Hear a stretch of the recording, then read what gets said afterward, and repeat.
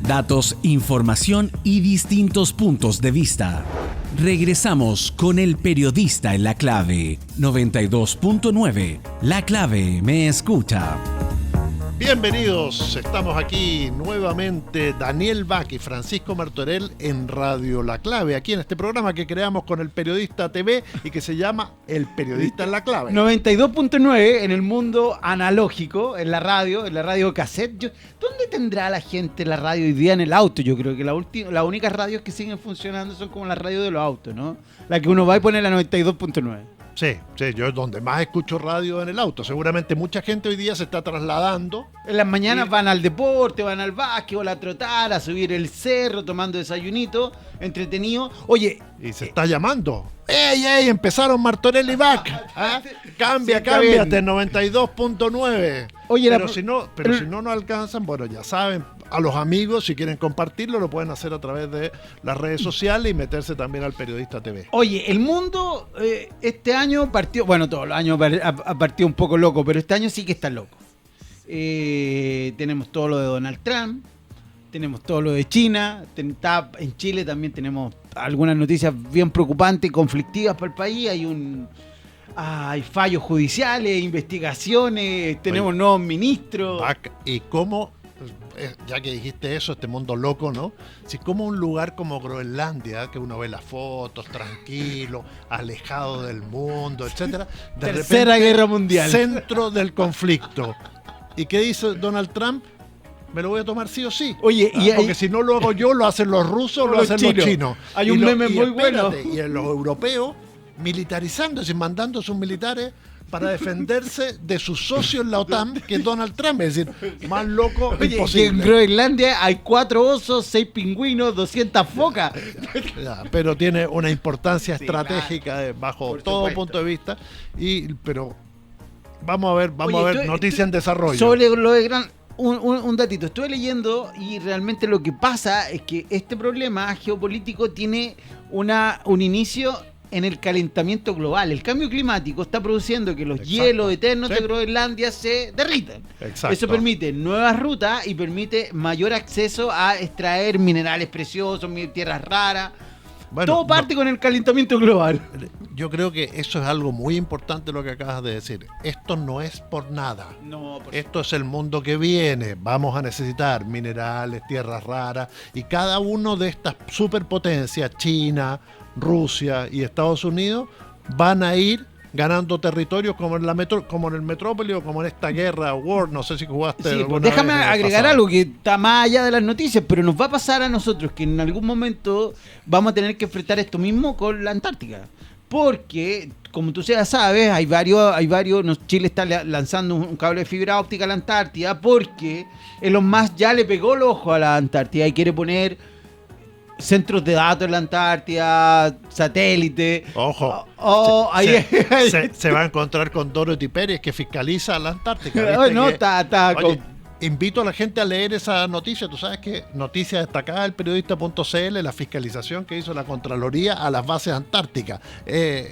Bueno, y esta semana se supo que Nicole Kidman viajó a la Antártida, estuvo en Chile y ahí se creó, como estamos en la semana del Congreso del Futuro, muchos de los científicos que están en el Congreso del Futuro también van de turismo a la Antártida. No cobran nada por venir al Congreso del Futuro, pero lo invitan a conocer la Antártida. Yo creo que Groenlandia, y luego vamos a tener que preocuparnos porque Argentina ya está levantando ciertos temas diciendo que la Antártida de Argentina es donde sabemos que es chilena, pero... Lo curioso es que hace 20 años hablábamos que las próximas guerras iban a ser por el agua. El tema del agua relativamente resuelto, ¿no? O sea, desalinización, etcétera. ¿Y dónde está el problema? Tierras raras. No, complicado, así que tenemos un futuro bien distópico. Vamos a Chile. ¿Qué te pareció la absolución de Claudio Crespo? A ver, mira, leí son 50 páginas del fallo. En realidad todavía no está. No sabemos completamente. Todavía faltan instancias legales, como dicen los abogados. No hay nada definitivo. Porque probablemente, y ya Gustavo Gatica, que es diputado electo, dio una conferencia de prensa esta semana y dijo que él iba a recurrir a todas las instancias de de apelación, así que esto se va a alargar 2 años más. Incluso seguro. Tribunales internacionales. Mira, que además dicen que este gobierno se quiere, el próximo realmente, se quiere salir de los tribunales internacionales, cosa que... sí, pero no, son tratados constitucionales, requiere quórums especiales, es muy complicado deshacerse lo que ya se escribió. La Corte Interamericana de Derechos Humanos. Claro, en esos temas de tratado de derechos humanos. Pero hay un tema que yo quiero dejar planteado y que quizás no para alargarnos, sino que exclusivamente esto. Nosotros nos damos como sociedad una normativa. Un marco legal. ¿No? Claro. Un marco legal. Y es importante que todos lo respetemos. Hay que respetar. Y que los fallos, nos gusten o no, los podemos comentar, etcétera, finalmente tenemos que respetarlos. ¿Se pueden equivocar los jueces? Sí. Hay mucha corrupción en el Poder Judicial, la hemos visto. Tremenda. Que es una desgracia lo que pasó, Exacto. A mí es un desastre, me gustaría que cuando ocurren estas cosas aprendiéramos. A veces me hubiera gustado a un Claudio Crespo diciendo, yo cumplí un rol como carabinero, desgraciadamente pasó esto, lamento mucho lo que le pasó a Gustavo Gatica. Pero tampoco lo hizo. No lo ha hecho. Y creo que esas cosas son las que enaltecen. Y creo que los sectores no se pueden dividir. No podemos calibrar tampoco a la justicia o a los poderes o a las instituciones que si somos de un sector político o del otro sector político. Dejemos trabajar a las instituciones. Cuando cometen errores, están las instancias. Un abogado amigo de derechos humanos, que todo el mundo lo conoce, que hoy es diputado, Roberto Celedón, me dijo una vez, la justicia tarda, pero llega. Siempre llega.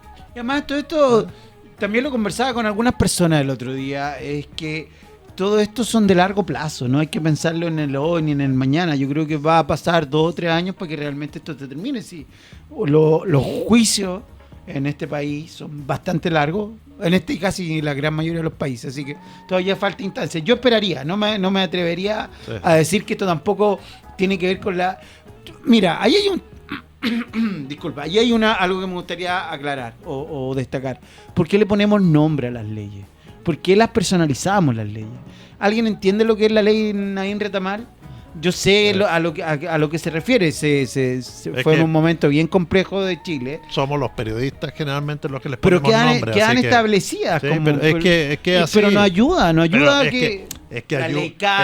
Los nombres y los números, las leyes son muy largos y aburridos. Sí, pero habría que explicarla. Por eso, pero a la gente comunicacionalmente, y por eso lo hacemos los periodistas, le ponemos un nombre. El caso... Ley Ricarte Soto, tú la vas a hacer más que, etcétera. ¿Cuánto nos queda? Ya la Carla nos está apurando. Pero mira, otro tema, muy rápidamente.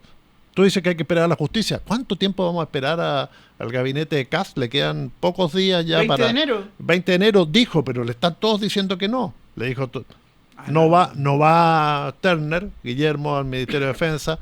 Kaiser y su partido libertario se sale del gobierno del gabinete, y hasta el senador electo por la Araucanía, Rodolfo Carter, le dijo, no voy. Lo hablamos hace un par de semanas, conformar gobierno no es fácil. Quien crea lo contrario es solo voluntarismo. Bueno, el voluntarismo no se crean cosas. Lo que sí hay que saber administrar el poder, hay que saber administrar también tus amigos y tus enemigos, porque tú no puedes hacer... El presidente Piñera en algún momento lo intentó y aparentemente, ¿te acuerdas cuando hizo un gabinete de los mejores? Y con el pendrive en la mano. Noticia en desarrollo, el gabinete de Kast. Cuando nos reencontremos acá en la 92.9, vamos a hablar con Alberto Mayol, el sociólogo que está invitado, con el cual vamos a hablar. ¿Va a tener luna de miel el presidente Kast? ¿Qué opina de esta ceremonia de adiós que inició el presidente Boric? Bueno, Mayol, te invito a escucharlo en breve acá en la 92.9, en el periodista.cl, en este programa que hacemos con Daniel Bach y Francisco Martorell, que se llama El Periodista en la Clave. Datos, contexto y análisis. Escuchas El Periodista en la Clave. Seguimos acá en El Periodista en la Clave, transmitiendo esta mañana de sábado, y como lo habíamos anticipado, vamos a tener un contacto con Alberto Mayol, sociólogo, académico, un hombre que ha generado polémicas, pero que además hace muy poco lanzó este libro. Miren que ahí está, Boric, El laberinto de las puertas. Alberto, ¿qué tal? Buenos días. ¿Qué tal, Francisco? ¿Cómo estás? Un gusto de tenerte acá. Empezó la ceremonia del adiós, ¿no? Y este libro no es tan complaciente como tu colega Eugenio Tironi. Sí, no. Bueno, yo creo que siempre es bueno enmarcar los análisis en los criterios con los cuales se va a hacer el ejercicio, ¿no? Y tengo la impresión de que en ese sentido el gobierno de Boric tenía que hacerse cargo de su sentido histórico, la razón por la que está allí. Cada presidente llega con un sentido histórico, que es la razón por la cual se le elige, a veces con menos ínfula y de modo más mediocre, y otras veces con mucha expectativa. El gobierno necesariamente, el Frente Amplio de Gabriel Boric, era un gobierno de transformación, era un gobierno que tenía que viabilizar un proceso después de una larga crisis sobre malestar social, y es indudable que al respecto no se puede decir mucho o prácticamente nada, y que en ese contexto, y no solo en ese contexto, sino que además como gobierno de normalidad, que es como la tesis de Tironi, ¿no? Como gobierno de normalidad, de normalizar las cosas, tampoco, porque efectivamente el que le gana llega con un discurso de emergencia. Por tanto, eso desmiente simplemente cualquier tesis, cualquier discusión de fondo. Es la ciudadanía la que ha dicho que se requiere un gobierno de emergencia y por tanto no hay normalidad. Alberto, ¿cómo definirías el gobierno de Boric? ¿Es un gobierno de varios gobiernos? ¿Fue cambiando, se fue acomodando, terminó teniendo la impronta de un presidente que tiene una forma, porque tú en el libro desarrollas de alguna manera la psicología del presidente, que también depende mucho de su estado de ánimo, de quién conversa, de lo que hizo el día anterior? ¿Esa impronta se quedó registrada a fuego en este gobierno? ¿La forma de ser del presidente? Sí, que a veces son grandes virtudes desde el punto de vista de un candidato, son grandes virtudes desde el punto de vista de la simpatía, de las habilidades blandas, pero no ayudan a gobernar cuando tú tienes una dinámica más voluble, donde te cuesta trazar líneas rectas, te cuesta interpretar de manera idéntica aquellas cosas que tú definiste como doctrina y que por tanto uno debería más o menos, por supuesto, adaptar a cada caso, pero siempre mantener la línea. Es difícil entonces leer al presidente en su camino, y esa difícil lectura sencillamente implica que no hay una impronta, no hay un mensaje. Yo lo he dicho de manera fuerte, pero tiene que ver con la forma en que yo trabajo. Yo trabajo básicamente con dos grandes categorías, que reúno todas las dimensiones sociológicas en dos grandes categorías, y una de ellas es el significado.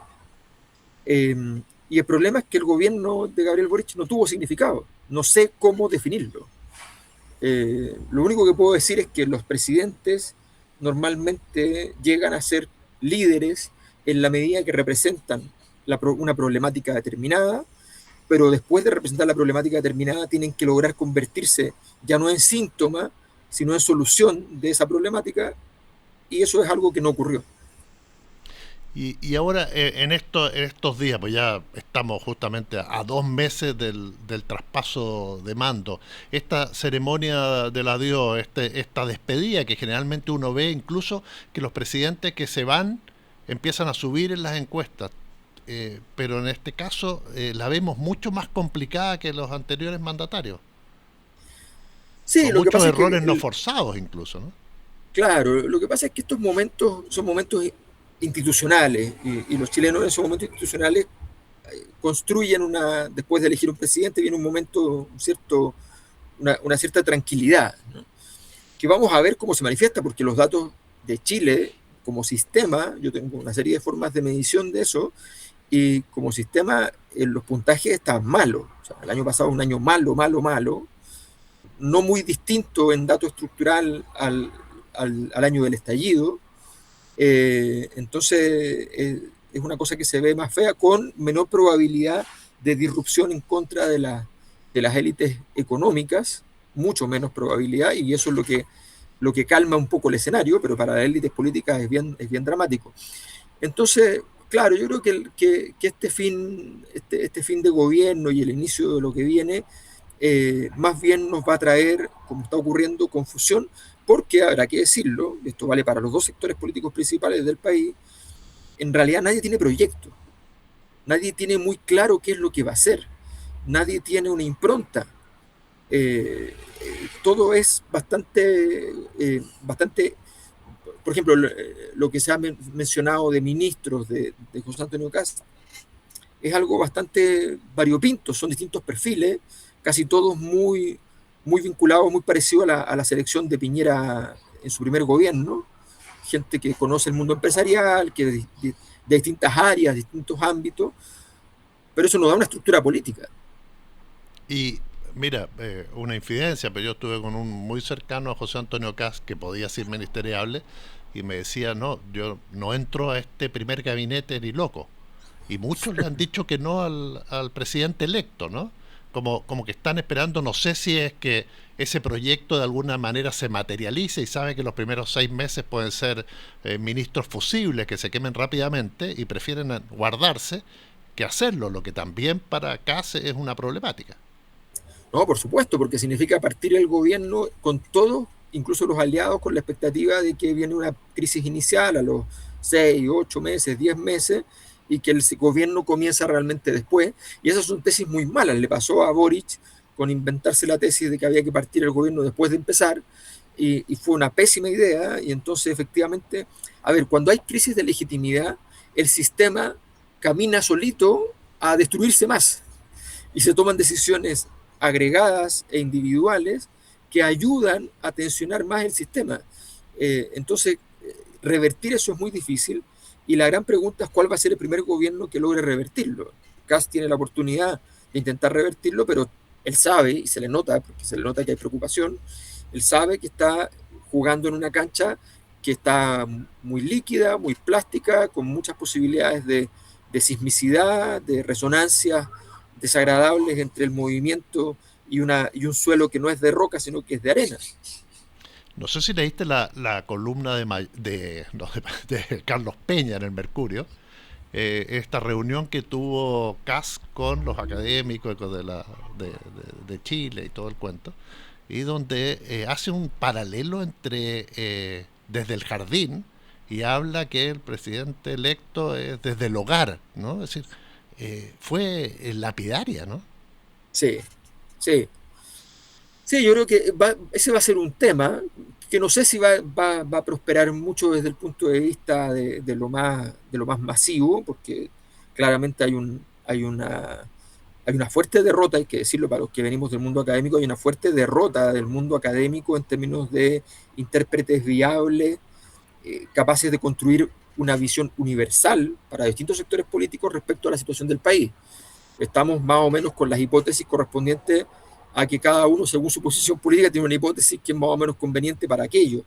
Y eso evidentemente le quita peso a la vida académica. Pero si hubiese algo como la relevancia del mundo intelectual como algo viable en el futuro, la verdad es que José Antonio Kast tendría que tener un plan para eso, tendría que tener nombres para eso, y de momento no tiene una llegada adecuada al mundo del derecho, las humanidades, de la historia, las ciencias sociales. Y si le parece que eso no es algo pertinente y relevante, creo que el aprendizaje de lo que pasó con Sebastián Piñera es un aprendizaje importante. Si de verdad creen que el estallido fue un estallido delincuencial, si de verdad pueden ser capaces de confundir la Revolución Francesa con una conspiración de un partido político, bueno, vamos a tener problemas en ese sentido desde el punto de vista interpretativo de la realidad. Estamos hablando con Alberto Mayol, acá en El Periodista en la Clave. Alberto, no sé, hice como un link ahí a unas declaraciones de Jaime Guzmán pregolpe del 73, cuando decía que los países los gobiernan grupos medianamente organizados, y él decía quiénes en ese momento estaban medianamente organizados. Se presentaba por un lado el gobierno de Salvador Allende, pero por otro lado las Fuerzas Armadas como una salida. Cuando tú mencionas esto de la falta de proyecto en estos últimos dos presidentes, tanto el gobierno de Boric como en el futuro gobierno, ¿quién hoy día tiene proyectos en Chile? ¿Cómo una sociedad construye proyectos? No, yo te diría que en general, a ver, lo que yo he investigado es que cuando hay estas crisis de legitimidad, una de las cosas fundamentales es que hay una reducción de las capacidades cognitivas del sistema, por decirlo así, la capacidad de aprendizaje del sistema. Porque básicamente lo que predomina es la confusión. Y eso genera que si tú miras hoy día, y lo veo no solamente en el mundo público, en el mundo de la política, en el mundo del Estado, lo veo también en el mundo de las empresas, hay mucha confusión. Hay mucha confusión, hay mucha falta de decisión, hay mucho esperar cómo evolucionan los casos, y claro, los casos en esas condiciones suelen evolucionar hacia la crisis. Y después cuando estás en medio de la crisis, entonces empiezas en la gestión dentro de un aparato destructivo, dentro de un sistema. La crisis es destrucción de recursos, y por tanto cada vez que empiezas a gestionar una crisis es básicamente salvar los muebles. Y entonces, y obviamente entonces la vez siguiente que te toca ya tienes menos recursos que los que tenías antes. Es todo un círculo vicioso donde la confusión, donde la falta de claridad, la falta de diagnóstico, están todos juran que porque tienen dos gráficos tienen un diagnóstico. Y eso es lo que cuesta hacer entender, que al final todos consideran que de toda la información que manejan hay uno o dos gráficos con los cuales pueden interpretar la realidad. No funciona así. Y la verdad es que si uno mira datos relevantes, económicos, políticos, sociales, Chile está perdiendo liderazgo. Chile está perdiendo liderazgo y es así de simple. Y no tiene que ver con que si es este modelo o el otro modelo, es porque pierde liderazgo. De ahí a cómo se haga el liderazgo, cuál es el proyecto con el cual se avanza, es otra historia. Y si es cierto, porque es cierto que las teorías de las élites sí son relevantes y los pequeños grupos son los que organizan, la gran pregunta es, bueno, ¿cuál es la visión integral de esos grupos? Porque uno puede decir lo que quiera de Guzmán, pero Jaime Guzmán se dio cuenta que había que construir algo en conjunto con la gente del libre mercado, que él no estaba de acuerdo con eso, y lo construyó, y construyó una articulación jurídica, intelectual, que permitía, incluso ética, incluso religiosa, ¿no? Que permitía articular ambos mundos que no tenían cómo dialogar, digamos, del mundo de las encíclicas vaticanas, el derecho hispánico, más el libre mercado norteamericano, la escuela de Chicago. Era difícil, más el militarismo, y lo juntó. Bueno, ese es un trabajo intelectual, y ese trabajo intelectual en nuestra época nadie lo ha hecho con seriedad, esa es la verdad. Para terminar, Alberto, los presidentes antes tenían una luna de miel. Kast asume el 11 de marzo, con la crítica despiadada que tuvo durante estos 4 años contra el gobierno de Boric. ¿Tú crees que va a tener algo de luna de miel el gobierno de José Antonio Kast? Va a tener la luna de miel que le provee a ver, Boric tenía siempre un 30% de aprobación y siempre se consideró eso un buen dato. Pero si uno mira sus notas, nosotros le ponemos notas en nuestra encuesta, él tenía un 3,2. A veces 3,1, pero normalmente 3,1, 3,2. Alguna vez llegó a 3. Y siempre tuvo menos que Pinochet de promedio. Entonces, es una mala nota. Esa mala nota le permite a Kast tener un porcentaje importante de la población que estaba bifurcada, la gente que apoyaba a Boric, que tampoco le ponían un 6, le ponían un 4,9 promedio a los que lo apoyaban, digamos, los duros. No era una nota muy espectacular, pero efectivamente va a tener la oportunidad Kast de administrar una ventaja electoral y una desventaja de la oposición y un quiebre de la oposición, que creo que además es inteligente, armar la crisis ahora y no esperar a que te caiga encima, digamos, por parte de la izquierda. La pregunta es si tiene una respuesta para eso, pero mientras la izquierda no tenga una capacidad de poner sobre la mesa algo, va a ser difícil que haya mucha caída de José Antonio Kast. Puede ocurrir que otros jugadores más de órbita populista puedan aprovechar en un momento de errores de Kast, pero yo creo que él va a tener una luna de miel no terriblemente corta como la que tuvo Boric, que fue muy, muy corta, y podría tener algo más parecido a la que tuvo Piñera, que tampoco es una cosa fantástica, pero fueron unos 6 meses más o menos de cierta tranquilidad. Alberto, escribiste un libro sobre el fenómeno Milei, este libro sobre el presidente Boric. ¿Kast va a tener su libro pronto o vas a esperar su tiempo? Depende, mira, me pasó con Bachelet. Cuando hice el libro sobre Bachelet, lo hice el primer año porque ya me parecía muy claro hacia dónde iba. Si no tengo tan claro hacia dónde se va a dirigir, espero más adelante normalmente hacerlo al final del gobierno, y hay que mirar cuál es la doctrina. O sea, y efectivamente por eso yo saco el libro, además de Boric, envuelto en otros libros. Saqué 3 libros juntos. Uno es este, que es sobre malestar social, ¿ya? Para explicar también cómo funciona este proceso de ilegitimación en general en todo el mundo que está ocurriendo.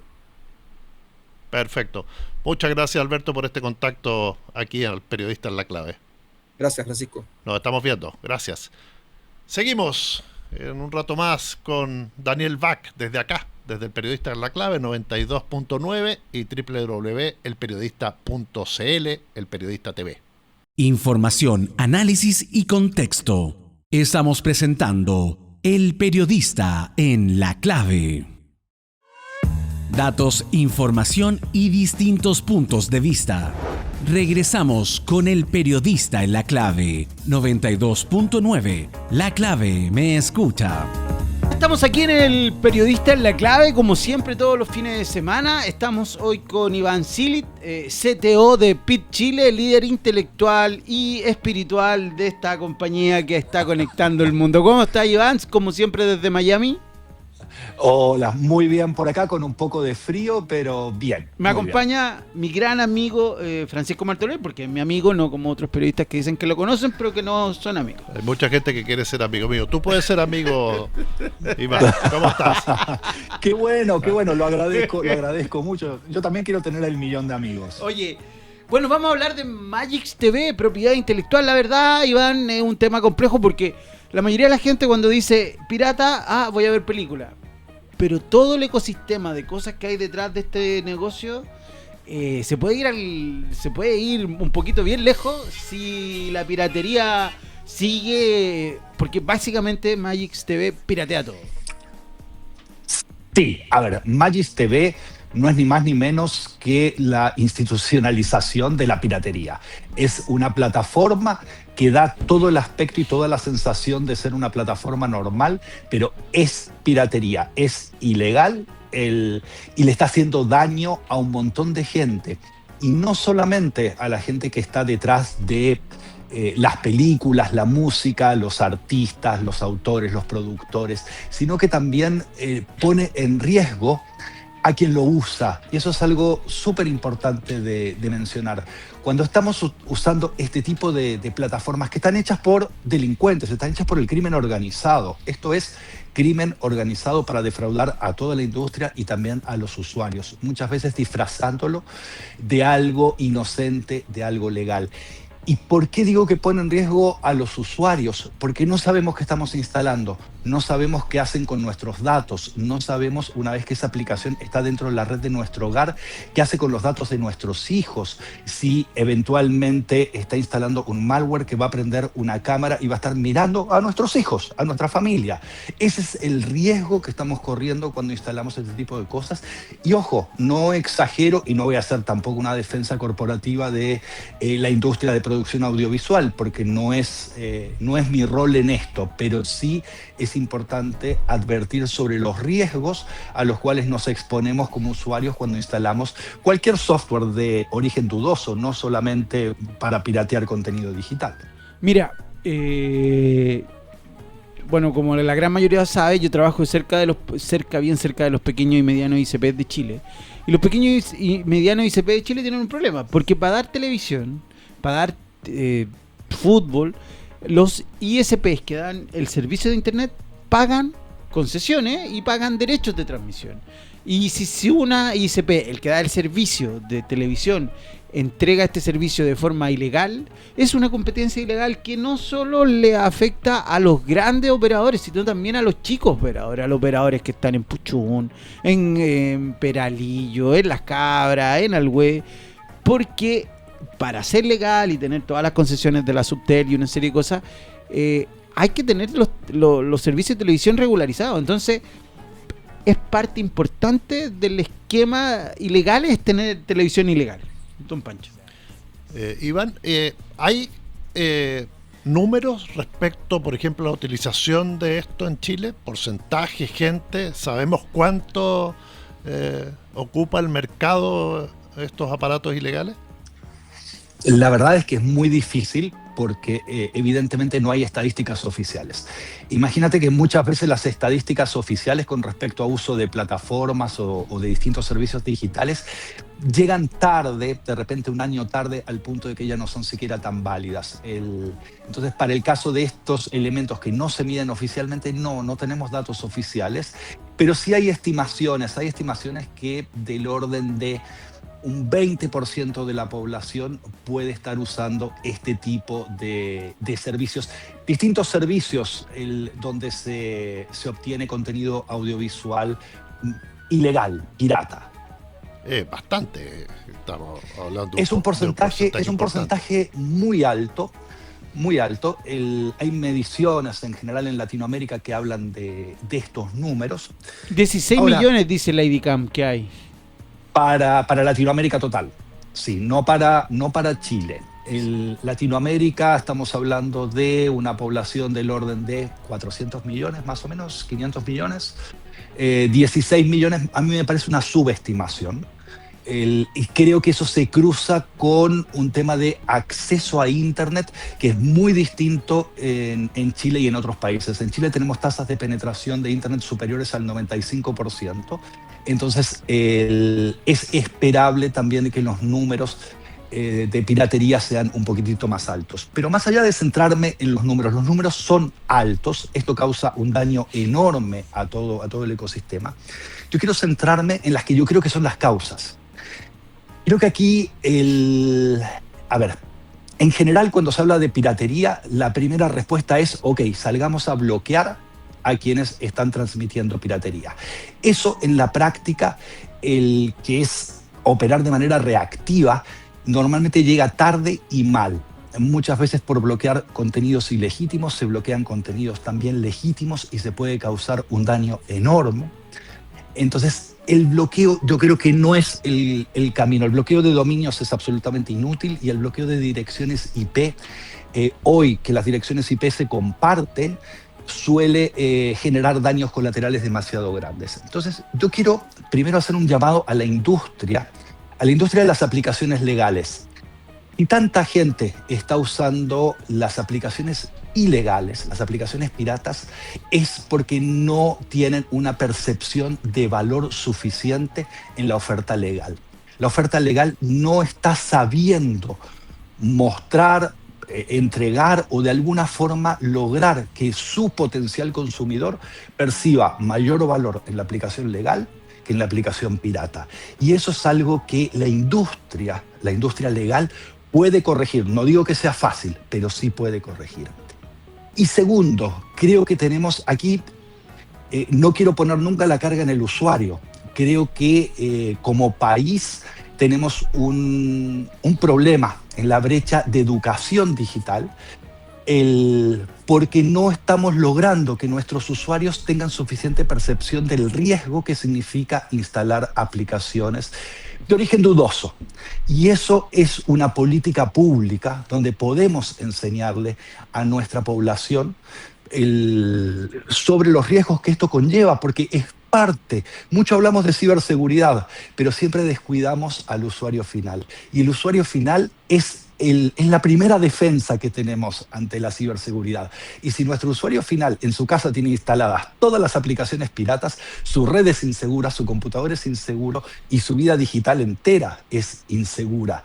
Y eso no lo estamos abordando desde el punto de vista de las políticas públicas y creo que es muy importante hacerlo. Sí. Sobre todo porque además muchas veces se instalan en el teléfono, en televisores.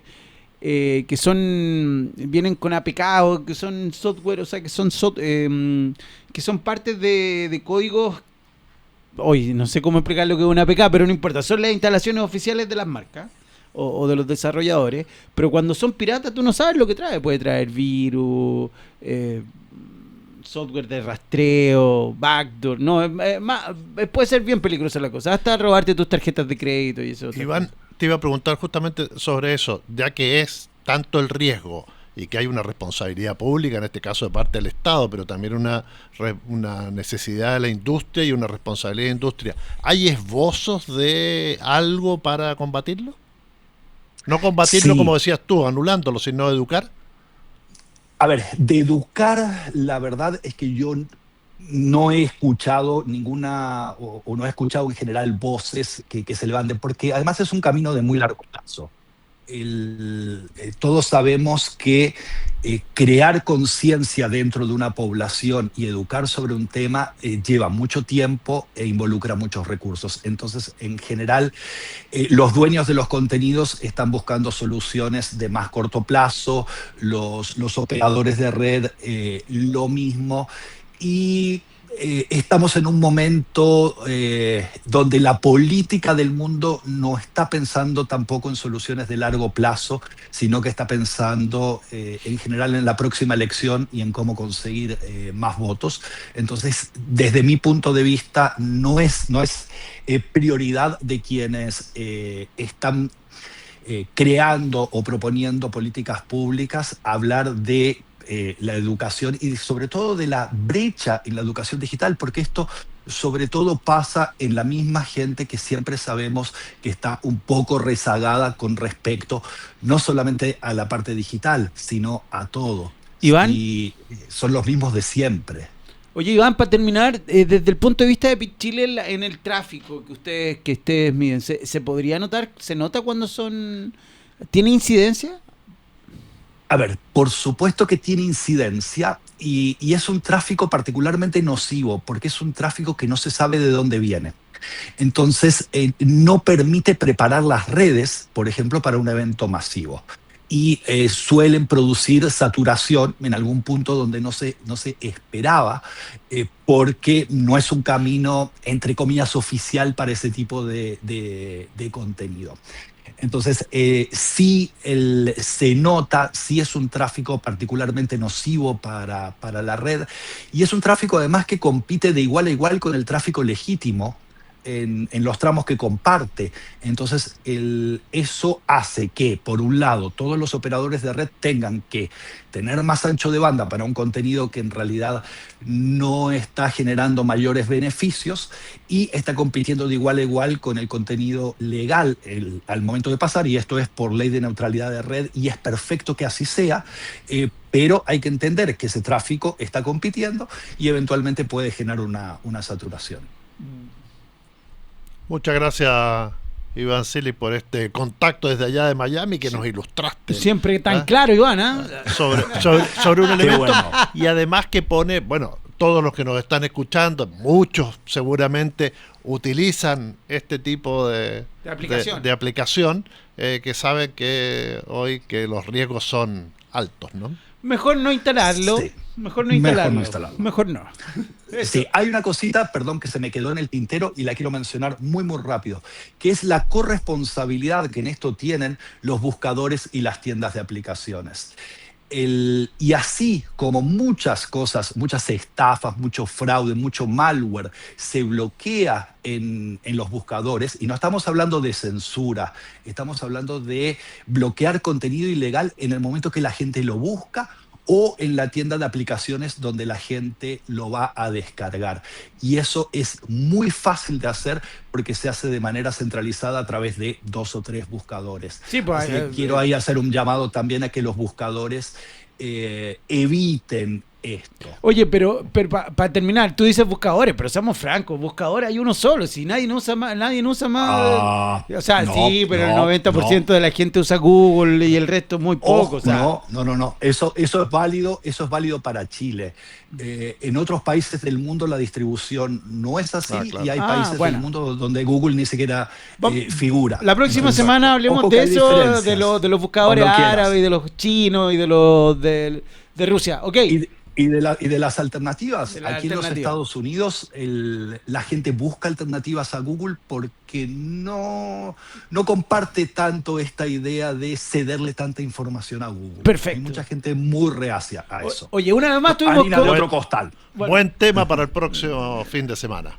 Oye, estuvimos una vez más con Iván Silis desde Miami conversando de políticas públicas y cultura digital. Hasta luego, Iván. Muchas gracias, como siempre. Gracias Iván. Nos vemos. Un abrazo grande. Oye, vamos a una pausa y a la vuelta tenemos una invitada que también vamos a seguir hablando del mundo de las tecnologías.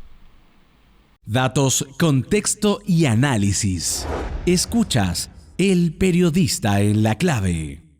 Estamos de vuelta aquí en El Periodista en la Clave. Ahora vamos a entrevistar a Luz María García, gerente general de la Asociación Chilena de Empresas de Tecnologías de la Información. Bienvenida, Luz María, y para comenzar, es súper importante esto el nombre, Tecnología de la Información. Suena como a harto tiempo atrás, pero la ACTI tiene 40 años, ¿no? Sí, hola Dani, muchas gracias por esta invitación. Efectivamente, 41 años ya de vida de este gremio, que nace desde la época de las tecnologías de la información, como lo dices tú, que ya es una mirada bastante analógica dentro de lo que estamos ya hoy en día conversando y estamos en estos minutos en plena era de la economía digital. Así que sin duda quedó el sello desde cuando esto se gestó hace 41 años. No es tan descabellado, pero y eso también me hace preguntarte, viene un nuevo ciclo político, lo hablábamos recién con Pancho Martorell. ¿Cómo le llamarías tú hoy día a este ecosistema de economía digital y qué esperas tú de este nuevo ciclo político? Porque aparentemente van a hacer algunos ajustes, hoy día hay que hacer hartos ajustes, ¿no? Sí, absolutamente. Por supuesto que tenemos que hablar que ya esta disociación entre lo tecnológico y lo analógico, lo real, ya no existe. Hoy en día tenemos que hablar que Chile camina en una nueva etapa en donde los actores políticos, las actorías, los tomadores de decisiones, tienen que entender que la digitalización es parte de los procesos de valor del día a día en cada una de nuestras acciones y actividades. Esto ya sea en el aspecto de las políticas públicas, ya sea para montar un negocio y particularmente un gran desafío, cómo esto lo llevamos hacia la sociedad y hacia las personas para que también ellos cambien sus conductas, sus hábitos, su manera de educarse y también cómo de entender que vienen nuevos desafíos importantes y por supuesto ser un ciudadano mucho más proactivo, más activo, que lo hemos visto en los últimos años, las redes sociales y todo lo que eso ha conllevado. Y sin duda también un ciclo político que tiene que estar muy on time, muy atento pero el desafío, porque la demanda activa es a un clic y por lo tanto los actores también tienen que ser políticos a un clic. El año pasado ustedes hicieron un documento, se lo entregaron a los candidatos presidenciales, tuve la suerte de leerlo, de ver un par de capítulos. Así, rápidamente, ¿qué harías tú en los primeros 100 días? ¿Qué crees que es lo más importante? Los temas de los permisos, que hay mucho ente regularizador, la inteligencia artificial, son como 6 o 7 temas bastante importantes, ¿no? A ver, yo creo que primero tenemos que buscar las maneras de generar una coordinación mucho más inteligente entre los distintos componentes o estamentos que están dentro del aparato público. Tanto tú como yo sabemos que parte de las falencias o de las debilidades que en estos minutos aparecen y que se habla de manera quizás más pintoresca el concepto de permisología es producto de la falta de coordinación y la falta de conexión entre las dependencias públicas, la falta de interoperabilidad como hablamos nosotros en concreto. Esa cosa del comprahuevo que vive el ciudadano común no puede seguir ocurriendo porque es una falta de eficiencia y también genera mucha frustración en las personas. Durante mucho tiempo la Subtel fue un ente bien protagonista, pero hoy día el ecosistema digital está más allá de la Subtel, está más allá también de economía, de gobierno digital. Esto lo sobrepasó a todo. Esto es transversal. ya no, por eso esto ya no es un tema de silo, esto no es un tema de nicho. Incluso nosotros como gremio tecnológico ya no lo hablamos desde que esto es responsabilidad exclusiva y es de los tecnológicos. Esto es un tema que ya es de país, es un tema de agenda pública y de agenda decisional, en donde todos tienen que estar conscientes, tecnológico y no tecnológico, de los desafíos de esta nueva era, en donde la digitalización está en todo aspecto. Hay que hacerla al 100%. Sí. Dentro de este documento que ustedes los 8 ejes han presentado, uno que me llamó mucho la atención fue el de brecha digital y la necesidad de tener gente capacitada. Habilidades digitales para la productividad. Nosotros lo aterrizamos en algo muy concreto. Necesitamos activar la empleabilidad, necesitamos activar el crecimiento económico del país, necesitamos que los sectores productivos no tecnológicos entiendan que la digitalización llegó para modificar sus negocios y agregarles valor a lo que entregan. Por lo tanto, necesitamos un nuevo talento, habilidades digitales para la productividad, tanto en personas que ya hayan tenido una formación anterior o tradicional y que se reconviertan, y también las nuevas generaciones que entren en esta ruta formativa, y también la formación continua, que es fundamental hoy en día. Hace pocos días tuve que hacer un arreglo en la casa, vino el electricista y yo le dije, oiga, y el electricista me hizo algunas cosas, arregló y armó una pequeña red con ducto y todo el cuento. Sí. Yo le pregunté al electricista dónde había aprendido. En ninguna parte, fue autodidacta. ¿Y por qué llegó a saber de redes? Bueno, porque la gente se lo pedía y frente a la necesidad él se empezó a investigar y a hacer redes.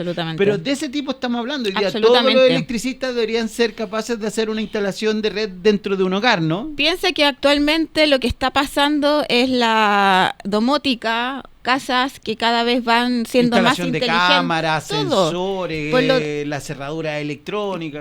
Cambiaron los procesos, las tareas y todos los procesos en cualquier cadena productiva. Tú lo puedes ver en la misma manufactura. Las mismas líneas de producción están automatizadas. Son procesos ya 100% automatizados o robotizados. Por lo tanto, necesitamos inclusive un nuevo colaborador, un nuevo trabajador que tenga esas capacidades, ese skilling de la nueva era. Claro. Y por eso esto tiene que hablar no solamente de la dimensión de las universidades o de la formación tradicional de las universidades, sino que aquí hay una oportunidad súper potente para Chile en cómo fortalecemos nuestra educación técnico-profesional. Hay una tremenda oportunidad porque Chile es tan diverso, es tan heterogéneo, su territorio también habla por sí solo, sus sectores productivos son tan llamativos, son tan identitarios de los territorios, que sin duda necesitamos distintas formaciones, necesitamos mineros que tengan conocimiento en estas nuevas tecnologías, necesitamos forestales, necesitamos salmoneros, es decir, los mismos pescadores que sacan su producto artesanal. Total. Y después necesitan tener el pesaje, por ejemplo, la trazabilidad, el informe, la trazabilidad, los tags.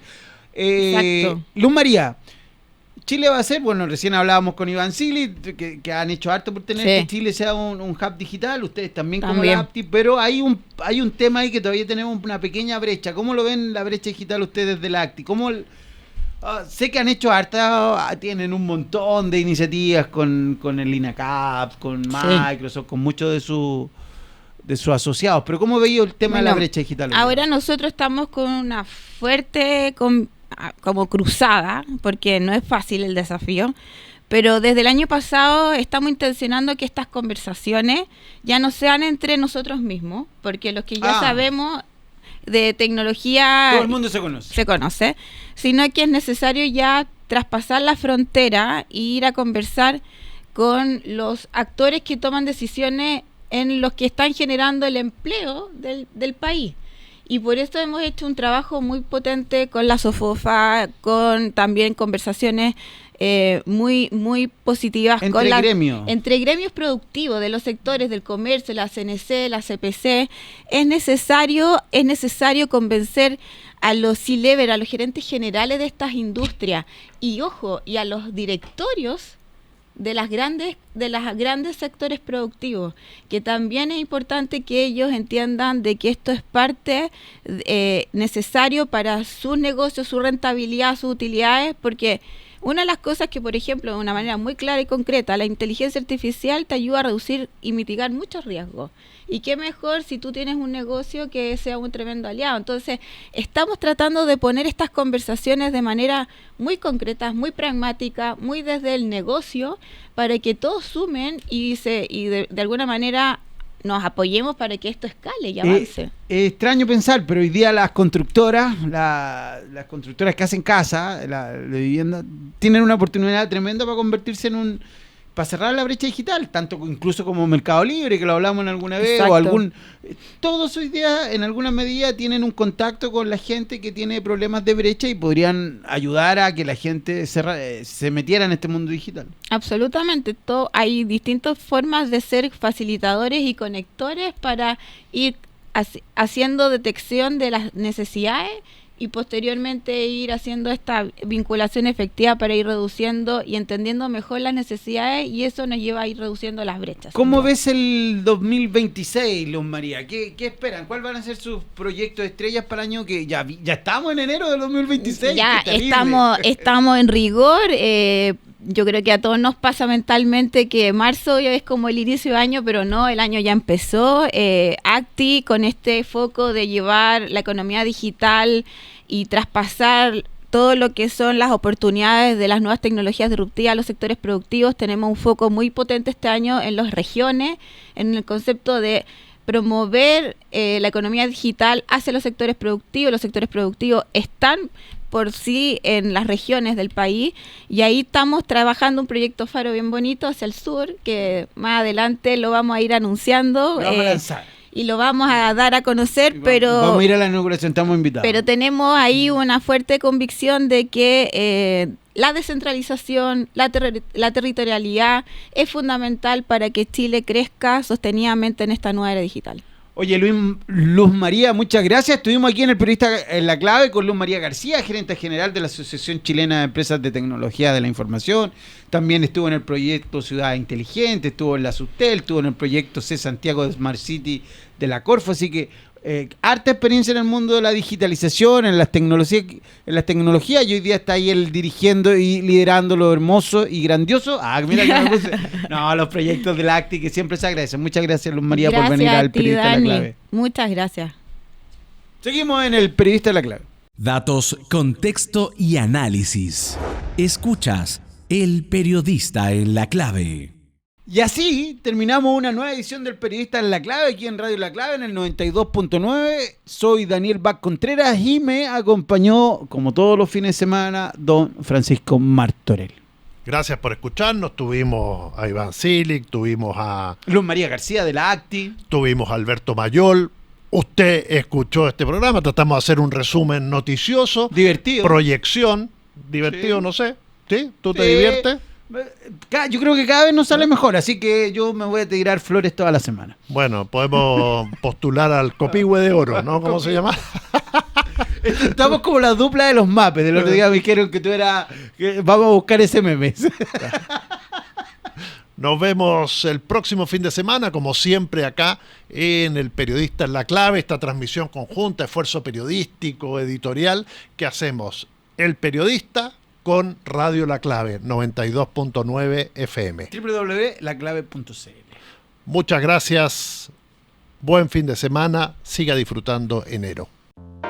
Aquí cerramos El Periodista en la Clave. Nos reencontramos cada sábado a las 9 de la mañana y su repetición los domingos a las 20 horas en la 92.9 FM, radiolaclave.cl y elperiodista.cl.